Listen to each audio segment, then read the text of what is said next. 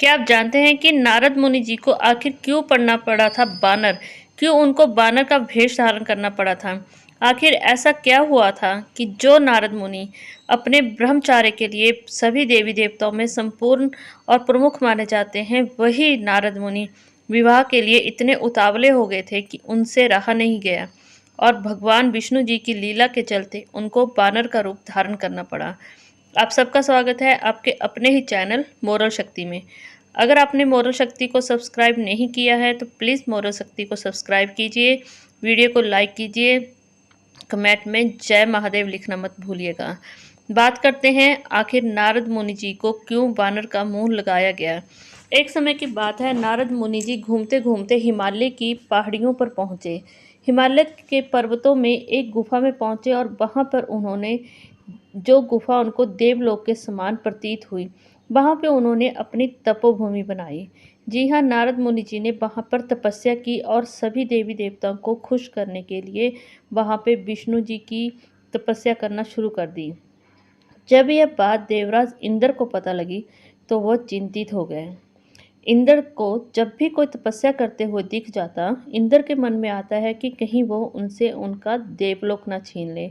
इसीलिए इंद्र को बहुत ज़्यादा चिंता हो गई और कामदेव को उन्होंने भेजा नारद जी की तपस्या को भंग करने के लिए। कामदेव ने नारद जी की तपस्या को भंग करने के लिए बहुत कोशिश की और अपनी माया से कामाग्नि भड़काने की कोशिश की। सबसे पहले तो उन्होंने ऋतु परिवर्तन किया। पेड़ों पर पत्ते आने लगे, कोयलों की आवाज़ें आने लगीं। कामदेव ने नारद मुनि के पास अपनी अप्सराओं तक को भेजा। इतना सब कुछ करने के बावजूद भी नारद जी की तपस्या में कोई फर्क ना पड़ा और जब ऐसा कुछ नहीं हो पाया जो कामदेव चाहते थे, तो वो डर गए कि कहीं नारद जी उनको श्राप न दे दें और इसी डर के कारण उन्होंने नारद जी से माफ़ी मांग ली। नारद जी ने उनको माफ़ कर दिया, लेकिन नारद जी के मन में अहंकार आ गया कि देखो, मैं कितनी बढ़िया तपस्या कर रहा था और मेरी तपस्या को भंग करने के लिए कामदेव आए, लेकिन वह मेरी तपस्या को भंग ना कर पाए। नारद जी वहाँ से दोनों हाथों से नमन करते हुए चले जाते हैं और शिव के पास कैलाश में पहुँच जाते हैं। शिव के पास कैलाश में पहुँचते ही अपनी जीत का व्याख्यान करने लगते हैं। भोलेनाथ जी समझ जाते हैं कि नारद के मन में घमंड आ गया है। फिर उन्होंने नारद जी से कहा, देखो नारद, आपने यह बात मुझे बताई, यह बात विष्णु को मत बताइएगा। क्योंकि भोलेनाथ जानते थे कि नारद जी के मन में कोई भी बात छिपी नहीं रह सकती। वह हर बात विष्णु जी से अवश्य बताएंगे और विष्णु जी ही हैं जो इनके मन में आने वाले घमंड को रोक सकते हैं। नारद जी ने कहा, ठीक है, मैं किसी को नहीं बताऊंगा। लेकिन उनमें के मन में यह बात खप नहीं रही थी कि कैसे उन्होंने कामदेव को हरा दिया। सोचते सोचते विष्णु लोक पहुँचे। विष्णु जी के पास जाते ही अपनी जीत का और कामदेव की माया का विफल होने का वृत्तांत सुनाने लगे। बस फिर क्या था, विष्णु जी का उन्होंने विष्णु जी ने उनका अहंकार तोड़ने के लिए एक लीला रच डाली और विष्णु जी ने नारद जी को आज्ञा दी कि वो जाके जरा दुनिया का नज़ारा देख के तो आएं कि दुनिया में क्या हो रहा है। विष्णु जी की आज्ञा से नारद जी वहाँ से चल पड़े और रास्ते में ही उनको एक नगरी दिखाई दी। वह नगरी जो विष्णु जी ने अपनी माया से बनाई थी। यहाँ के राजा का नाम शीलनिधि था। उनकी पुत्री विश्वमोहिनी बहुत ही सुंदर स्त्री थी। उनके विवाह के लिए दूर दूर से रिश्ते आ रहे थे और राजा ने अपनी पुत्री के विवाह के लिए एक स्वयंवर आयोजित किया था। जैसे ही नारद जी राजा से मिलते हैं तो नारद जी उनको बताते हैं कि वह सबका हाथ दे सकते हैं। सुनते ही राजा ने कहा कि हे नारद, आप मेरी पुत्री का हाथ तो देखिए। तो जैसे ही वो हाथ देखते हैं तो नारद जी देखते हैं कि जो भी इस कन्या से विवाह करेगा वो अमर हो जाएगा। विश्व मोहिनी इतनी ज़्यादा सुंदर थी कि नारद जी एक बार ही उसको देखते हुए उस पर मोहित हो गए। पर उसके हाथ में की रेखाओं में क्या लिखा था, यह उन्होंने राजा को नहीं बताया। विवाह की इच्छा लिए मन में वहाँ से नारद जी चल पड़े और विष्णु लोक पहुँचे।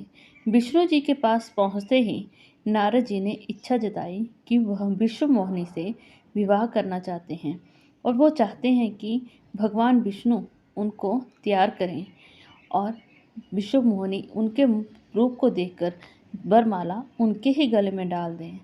सुनते ही विष्णु जी बहुत खुश हुए। उन्होंने नारद जी को तैयार कर दिया।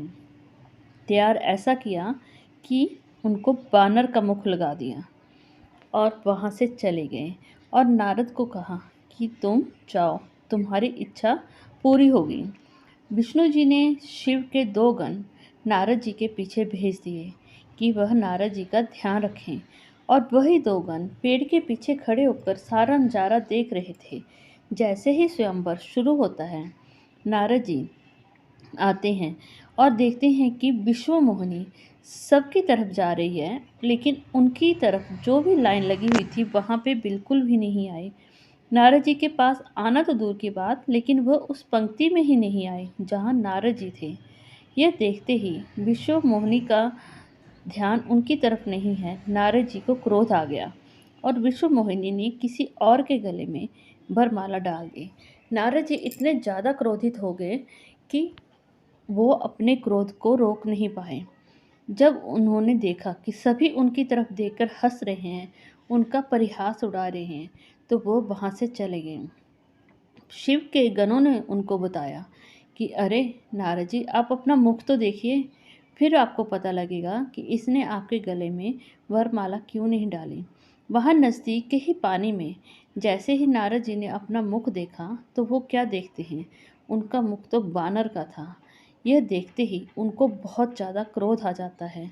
वह अपने क्रोध को बिल्कुल भी रोक नहीं पाते हैं और इस तरह से वह भगवान विष्णु के द्वारा रची हुई लीला से भ्रमित हो उठे और यह भूल गए थे कि वह एक बाल ब्रह्मचारी हैं और उनके मन में कैसे यह ख्याल आया कि वह शादी करना चाहते हैं।